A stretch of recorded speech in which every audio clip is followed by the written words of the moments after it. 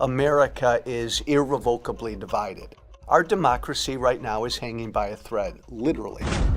Our politics have become so polarized and so damaging, we can't get anything done to reset the thing. We're gathered together in the heart of our nation's capital for one very basic and simple reason: to save our democracy. Party, it will become something unrecognizable, more so than it already is.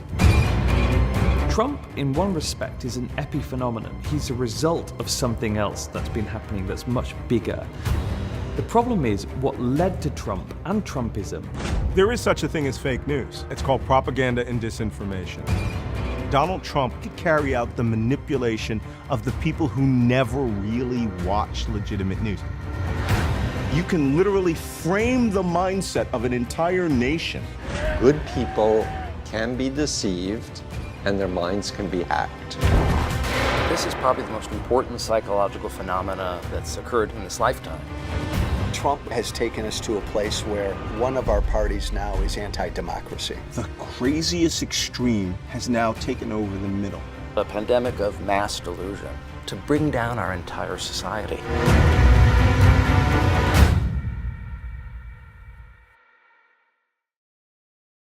Nice to meet you, Dan. Good to meet you. Thanks for having me. Thanks for doing this. And so yeah. So people, what's nice about doing this at this point is people can go directly from here and then watch Untruth. Great. The Psychology of Trumpism. Link. Yeah. Well, all right. Yeah. I was a little intimidated, not by the, talking about the subject matter so much as just like my way into it. Mm-hmm. But I guess I could just say, I let's start talking about you a little bit first, because you have co-produced or been part of the team behind two films that I really have a lot of, affection for. I bet you can name them both. Well, no, I want you to say them, because I can't wait. I think you could probably name them both because of my age, maybe. And I don't know. Could you? Again, this is something in your past you co-produced or worked on. I won't do it because it's going to sound braggy no matter what I say. All right. Well, one is Welcome to the Dollhouse. I remember that one. I do. That was a game changer in the indie film world. And then the other one is the Oliver North documentary, right? Oh yeah, a Perfect Candidate. Perfect Candidate, of course. Both of just both great films to have had. So how did you kind of cut your teeth on films like that? Yeah, I can talk a little bit about that. Hang on though, 1 second. So how long do you want to go? Because just so I can gauge my answer. No more than 2.5 hours. I know we can go to. I mean, I honestly don't really have a cutoff per se. I typically do 20 minutes or more, depending on out of respect, 20 minutes. And also it's just a nice, you kind of can achieve most everything in 20 minutes. Sometimes you go longer, sometimes, Okay, 20 minutes that's a fast one. So I'll keep. But we can, But if we're in the middle of something, we can go as long, because it's a podcast, for God's sake. And you also want to talk, I assume, a lot, just more on the film stuff. So yeah, that's a good way. Yeah, we'll talk not just the politics. Yeah. Okay. All right. So yeah, let's tee it up again, and then we'll do it. All right. Well, first, I'm just curious. You tell me a little bit, of your background, the journey, because you obviously you've been involved you've been on the teams of Welcome to the Dollhouse, and A Perfect Candidate, two big indie films. These are films that are real. What are they called? Touch points. Touch. Yeah. Well, those are two great films. Those are very early in my career. Yeah. I was, I got out of college, and I was just on fire with film. I loved everything about it, and I wanted to just, I didn't have a specific goal. I knew that I would just wanted to do this in some kind of way, and so I did what people do. I mean, I worked on, in various different capacities on scripted films, trying to get my foot in the door. But the interesting thing was kind of quickly in my sort of journey with scripted film, I just started, you work your way up frequently, you work your way up through a long ladder of different technical competencies and stuff like that. And that didn't feel right to me. I kind of wanted to be closer to the action earlier. And so I realized that most of the people who were trying to work on those films, that was just all they wanted to do. They just wanted to, their love was scripted stuff. And I felt like, well, I was lucky because I equally had a passion for documentary. I was really into documentary, and I was living in New York at the time. And it was a great place for indie films, for scripted stuff, but it was a great place for documentary. And I felt like, well, all the big investment in the industry for scripted films is actually happening in LA, but all the great documentarians are in New York. And so I knocked on the door of Maisels Films, Albert Maisels' company. Oh, you went up to 127th Street. Well, there you go. Not at the time. No, the office was on 54th Street and between and 7th. They later built a film center up in Harlem. Yeah. But the penthouse on 54th Street, and everybody in that extended Maisels work family has fond feelings for that place. That was a real hub for verite filmmaking, and I got on staff there, and I wanted to learn from the best, learn from the masters. And that was a really, really important, informative experience. But one of the things that happened there that was really interesting was I was working a ton. The company was very, very busy at the time. And then I would use whatever nights and weekends I had to do my own projects. I had some filmmaking partners, and sometimes I would use editing equipment at night and stuff like that. Was just trying to cram myself full of different filmmaking experiences.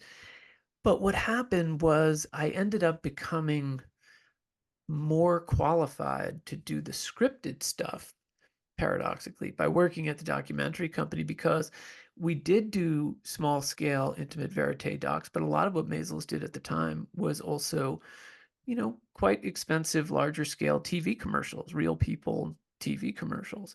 And so I had this pattern in my career of sort of one experience sort of cross-pollinating for another, where my camera skills from working on scripted films made me qualified to get the job at Maisels, to work with Albert in the camera, and sort of maintain his equipment and stuff like that.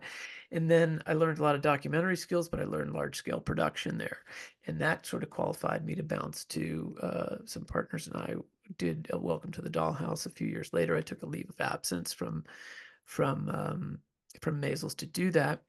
And then ended up going back to Maisels. And then, at some point, these kind of happened almost simultaneously. Started working on A Perfect Candidate. And that was, again, back to the other influence, and having the camera on my shoulder and having a more immediate experience. Working on the scripted features was like, it's a little bit of a business job. It's there's creative to it, but there's a lot of logistics. You're managing logistics, Well, I've had on this podcast, was that Todd Salons?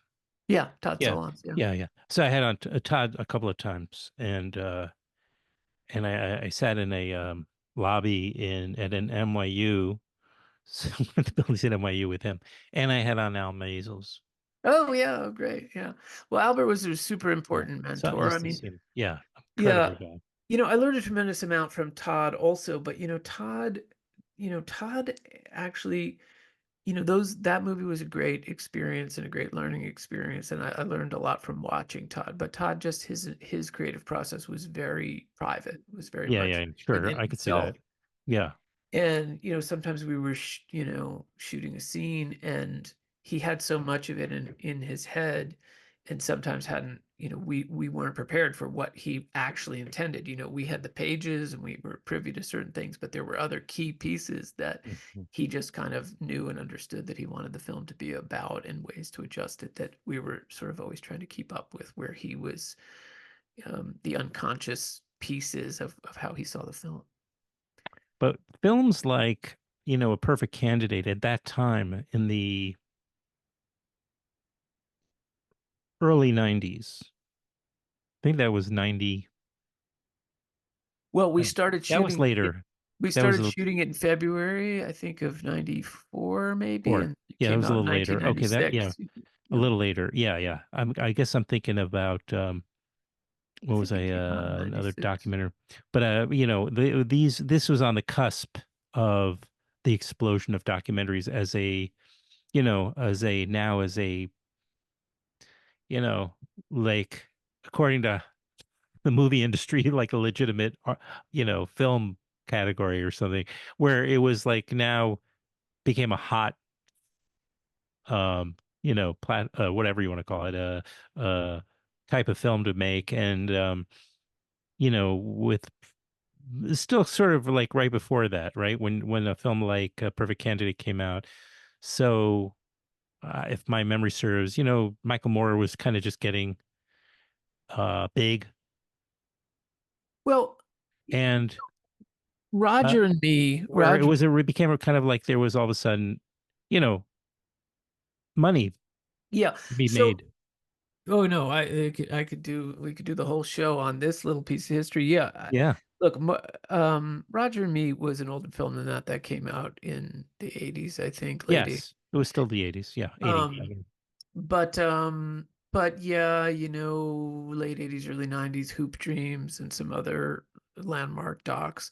Obviously, The War Room, which was an important The War precursor. Room is the one I had mixed Yeah, up in and terms of the so timing, but that was a few years before, obviously, A Perfect Candidate. Yeah. Yeah, A Perfect Candidate, which was directed by R.J. Cutler. dear friends R.J. Cutler and David Van Taylor.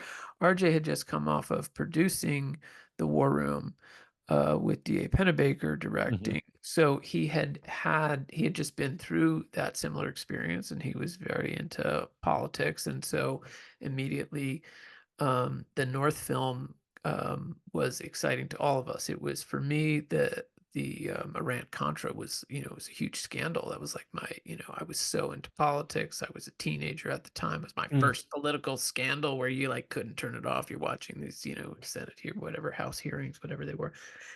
But anyway, yeah, in terms of the history of film, I think, I got out of college, and I was really excited about documentaries. I would tell people sometimes that I was making a documentary, or I wanted to make a documentary or be a documentary filmmaker. And they would say to me, "Oh, you mean nature shows?"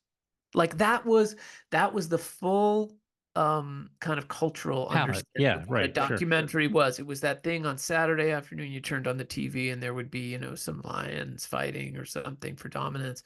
That was what people understood documentaries to be. And I would say, no, what I mean is films where, they're about real people, but they're like characters, and you're like, you watch them like you would a movie, where you'd like buy popcorn and watch it as, for entertainment. So that was what I wanted to do. I mean, it's interesting, like, and I certainly did a lot of that and did tons of verite projects. But at this point, as documentaries have become increasingly viable, mostly because I think scripted forms have been getting a little bit stale. They're just we all indulge so much in so many different movies, so many that they just start to be formulaic. You've seen it before in one form or another. But yeah, I think there's a maturing that's happening in the cultural taste, where people are starting to, have a greater appetite to actually watch the real problems of real people, which I always think, when they're well done, those are better entertainment calories than watching fake problems of fake people. Not that great scripted stuff can't be done, but sometimes it's a stretch to relate your life to the guy who is, in the Situation Room, charged with stopping the asteroid from hitting the planet and destroying humanity. So maybe telling smaller stories, subtler stories. In the end, though, I think, doing some of these more political talking heads docs that I've been doing in recent days, as opposed to, on your feet, verite, active, small stories, personal people. That's surprising, because I really, in the early part of my career, really, really was pushing back on this sort of dusty old form of talking heads style docs, but in this Trump era, there was a lot that needed to be said, and I don't know, I got caught Yeah, up in it feels like, given the background and what we kind of were just talking about, that there you felt very compelled, motivated. There was an urgency deliver these two stories, because I'm going to also say that this is almost sequely, that this sequelish, Yeah, because oh no, it's definitely a sequel. Yeah, you made another film called #Unfit, yeah, the Psychology of Trumpism, and this is called #Untruth, yeah. the psychology. Well, the first one, Unfit, focused on the On psychology of Trump himself, right, and and on how he came to be, and this one is more about, and we I really guess thought, it's when we were making Unfit, we really thought that, Trump had to be defeated, and that, if he was defeated, then the country would move on. But what became apparent very quickly is that Trump is no longer the problem. Trumpism is Trumpism the is the problem, problem. right? MAGA is the problem. Trumpism, right? He's gotten a lot started that isn't going to go away, even if he Sure, loses this election. So we really, but it the won't imperative hurt if he for goes away. the imperative for having some understanding is important, and that's really what we tried to do with the film, is to try to get a larger understanding about, what is this phenomenon. Yeah, so this one does employ a lot of the tools now that are one can employ in making a documentary, to make it more cinematic, to make it feel well, both entertaining as well as informative. So you can have you do have talking heads, but you have really sensational talking heads, people that are hyper articulate. You have um uh your Malcolm Nance's and Michael Steele's and your Joe Walsh's in this one. Yeah, I was very concerned in making both films that, because they had this kind of very erudite and academic route through it, that it was just going to be too stuffy. And so we just kind of threw all the craft we had at it, because the goal of the film, Yeah, we threw the craft at it to make it lively and entertaining. You had to have great articulate voices, people who could express themselves, and it would be colorful and interesting, because I was afraid it would be just deadly boring, even if it was fascinating, and nobody's going to stick with that. I think, when you have a great talking head who can bring these things to life, I think, anything, I would watch. It would be fabulous. But I certainly approached it from the standpoint of understanding that my tolerance for abstract, political discussion may be greater than most people's. And so how do we do something that really would be accessible to everybody? I think your advantage, of not of using these particular um people, and there were a few others, Anthony Scaramucci, there's Ahmed Imran uh, Ahmed. Imran Ahmed, excuse me. There's a number of people. Is that they've all kind of been prepped and schooled on opinion shows, so they kind of understand how to deliver urgent information in you know, a non-stuffy way. Let's say it that way. They understand what they need to do for the filmmaker in this case. Well, I think yes. that's my No, guess. no, definitely. I mean, we interviewed people who both were extremely media savvy, but also some that weren't, just straight up academics, some who'd never been in a film or done a television interview in their life. I mean, I really, for that, I do think it's the filmmaker's job, figure out how to draw them out, how to make them comfortable, how to get them into the sweet spot for where they can, express themselves in the most exciting way, and then, how to support it. Obviously, what we do in the edit um is try to use the tools available to us to make make their point, help them make their points as clearly and articulately as possible.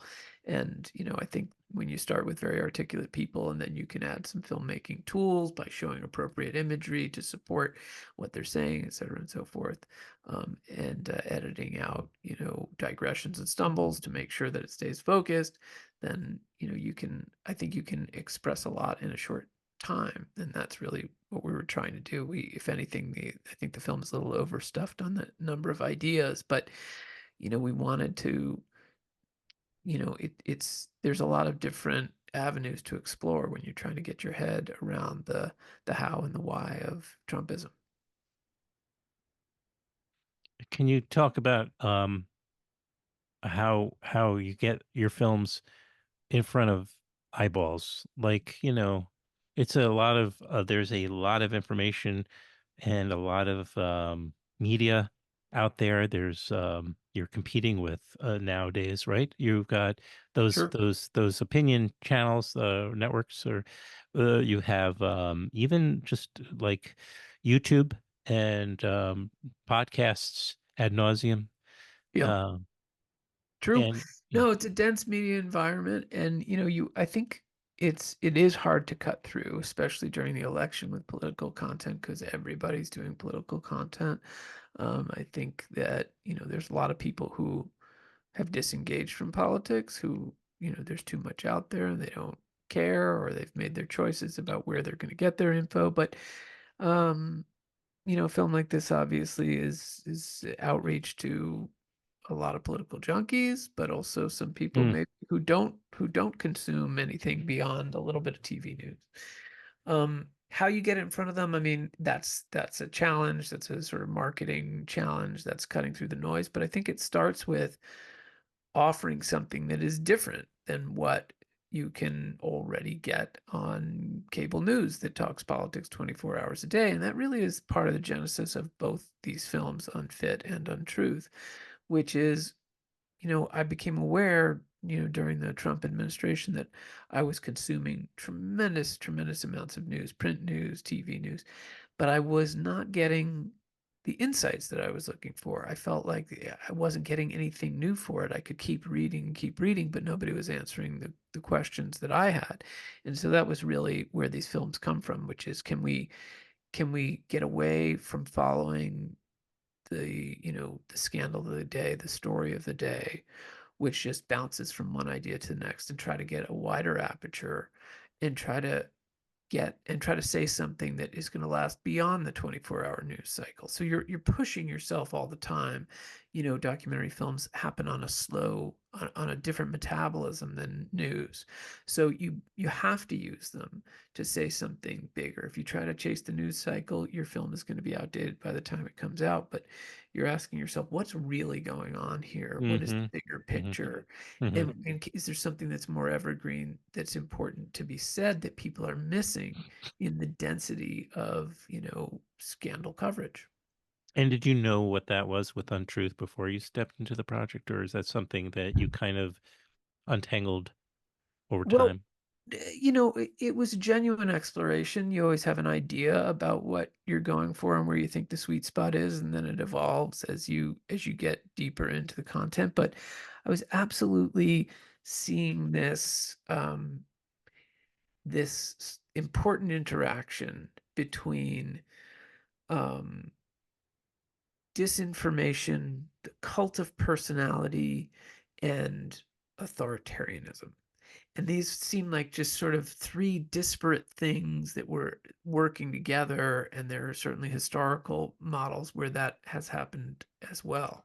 And so I was trying to, talk to people who could add some insights. And I think, that's sort of one of the bigger ambitions of the film, is like to sort of lay out how capturing audience's attention, the autocrat, the authoritarian, can impeach other sources of information so that he is the only source of truth. And once he is the only source of truth, then the way that the disinformation that he uses actually becomes a necessary piece of the puzzle that escalates ultimately to violence, because disinformation is so destabilizing that eventually the people who are consuming it become conspiracy theorists. Right. It gives rise to all these conspiracies, and conspiracies help make the whole thing make sense, because conspiracies give you someone to demonize. They give a focus. There's always a bad guy in a conspiracy So theory. yeah, eating pets in Springfield. Yeah, sure. I mean, Yeah. and then, in the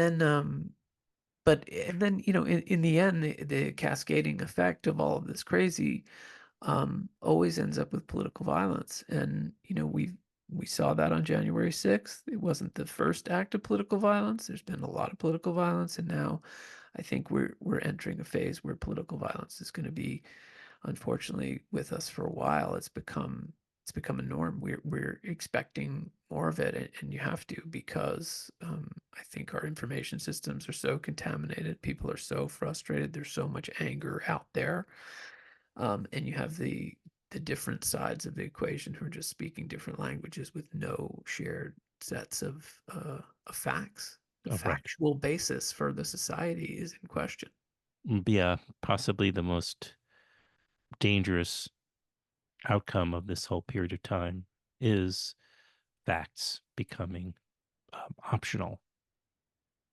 Absolutely. People, it's Yeah. when institutions are distrusted so deeply, and I'm not, I think there's a lot of ways that our institutions have failed us and earned Yeah. that Mhm. distrust. But when they've been so completely impeached, that people don't, people don't know what to believe, that's ultimately permission to believe anything. Believe what you want. Does Truth that kind of becomes a pave the matter way of opinion. does that pave the way to make authoritarianism palatable? I mean, that Well, option that's what seems to be like something that a significant number of Americans are kind of okay with. I think they are okay. I think there's a few different influences that are important to talk about there. Mhm. Obviously the rise of social media has a big role in this destabilization of our or contamination, I would say, of our information systems. There's a lot of stuff that's proliferating, and we know that in these silos Mhm. where people are watching something on TV, it's being reinforced in their Twitter feed and on threads and on Facebook, and all their friends and people in church are saying the same thing, that these things just become truth to them. Whoever it is, that, and this is not a partisan thing. This Mhm. happens on sort of all sides. Communities are sort of choosing their truth and then holding on to it, and it's reinforced again and again. So obviously that's a big Which dangerous. is right, because of course that's definitely a cause for violence. If you're going to try to infringe on somebody's truth, they're going to fight to the, And then I whatever. think you need to look at the sort of psychology of both of the authoritarian and then of the people who are drawn to authoritarians. Mhm. The psychology of the authoritarian is it's kind of the ultimate narcissistic high, is to be able to dictate the truth. Tell people that what they saw is not true. What I'm the only source of truth. You need to listen to me here. And I think that a lot of Trump supporters have been thrown off in so many ways, because they thought that what they saw and heard about was this, and they started talking about it, and then he spoke and he said it wasn't that, it was something else. And Right. so at some point you just stop planting a flag until you until you hear from the dear leader. He says what was really going down, and let's all go with that. So that's the piece of it from the Trump side. But then from the follower, from those who are partial to authoritarians, I think there's just tremendous frustration with the shape of our society. It's changing too fast. It's disorienting, and their preferred shape of the society is proving very, very difficult to achieve through democratic means. And so of course you would be drawn to an authoritarian if you feel like that guy he's got the right take on everything, and he's going to get it done, and he doesn't care who, what toes he steps on. Mm-hmm.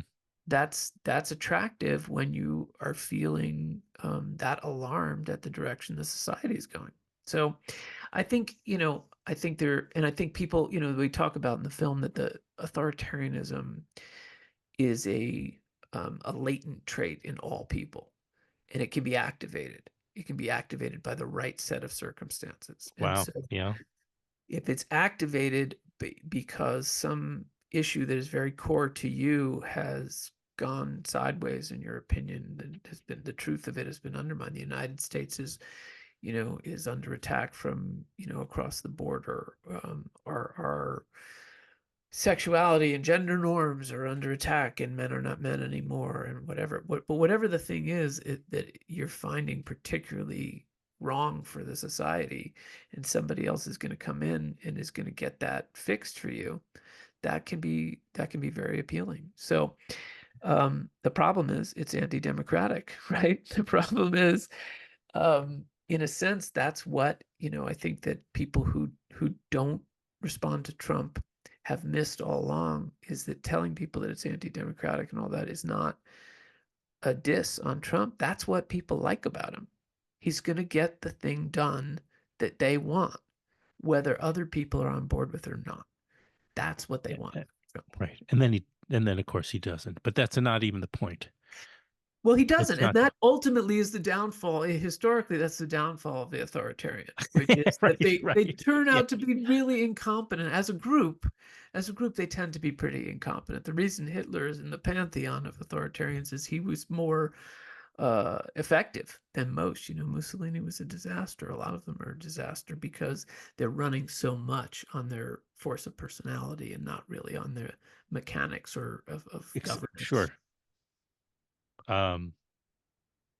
Untruth, the Psychology of Trumpism, is currently available on demand. On demand everywhere. Everywhere. I mean, you can watch it on Amazon or iTunes or Go watch it. Go watch it now that you've met Dan Partland, and I love talking with you, and I look forward to the third in the trilogy, Unelected. Yeah, right. Which unreal. You can use that. You can use that one, by the way. Yeah. Okay. Thank you. You've got to be thinking about a third one already. I can't. I hope that the third one can be all full of, uplift and solutions. I think, we do try to offer some solutions, but we're in a difficult phase, and I don't think there's any point in just, we're not trying to make more division. I think that I think 60 million people voted for Trump the second time after they knew what a disaster he was. So, that's not an anomaly. That's a significant number. And that means that all of us have to take that really seriously and try to understand where all that anger is coming from and just be offering better solutions. Because Trump doesn't have a lot of ideas about fixing any of this stuff. He's very good at talking about what he doesn't like. But everybody who wants to go in a different direction has to get on with the program of actually offering better solutions. Thank you very much. Really appreciate your coming on. I'm glad we were able to work it out. Thanks, man. Yeah. Appreciate you. Thanks for having me. Hope that's fun. Totally. All right. Look forward to doing it again. Okay. Cheers. All right. Have a good night. Bye.